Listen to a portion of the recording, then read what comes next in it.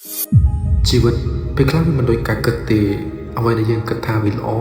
បែរទៅជាមិនល្អគម្រោងដែលយើងបានពងទុកបែរជាមិនបានសម្រេចនេះហើយគឺជាជីវិតប៉ុន្តែសួរថាតើអ្នកទាំងអស់គ្នាត្រូវបោះបង់ក្តីស្រមៃត្រឹមនេះមែនទេមិនត្រូវទេដូចពីរបស់លោកបណ្ឌិតកាន់លីបានលើកឡើងថាជួទឹកភ្នែកហើយដើរទៅមុខបន្ត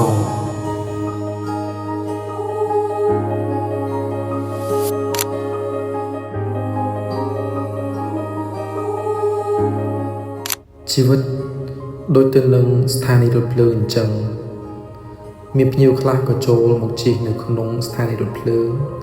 ជាមួយនឹងរថភ្លើងយើងបាន 2-3 ស្ថានីយ៍រួចហើយគេក៏ចុះទៅ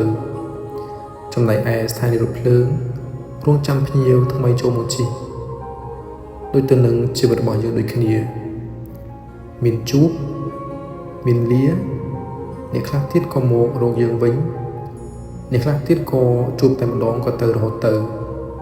ដូចទៅនឹងស្ថានីយ៍រថភ្លើងដែលគេប្រើបណ្ដោះអាសន្នអញ្ចឹង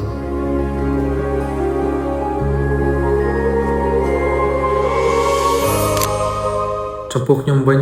ខ្ញុំមិនអអន់ស្រពន់ចិត្តជាមួយនឹងអ្នកណាដែលចូលមកហើយចាក់ចេញទៅវិញនោះទេដោយសារតែខ្ញុំដឹងថានេះគឺជាឆាកជីវិតក៏ដូចជាទំព័រមួយនៃជីវិតរបស់យើងអ្នកទាំងអស់គ្នាត្រូវចេះស្រឡាញ់ខ្លួនឯងអភិវឌ្ឍខ្លួនឯងដើម្បីអនាគតខ្លួនឯងនិងមនុស្សជុំវិញខ្លួន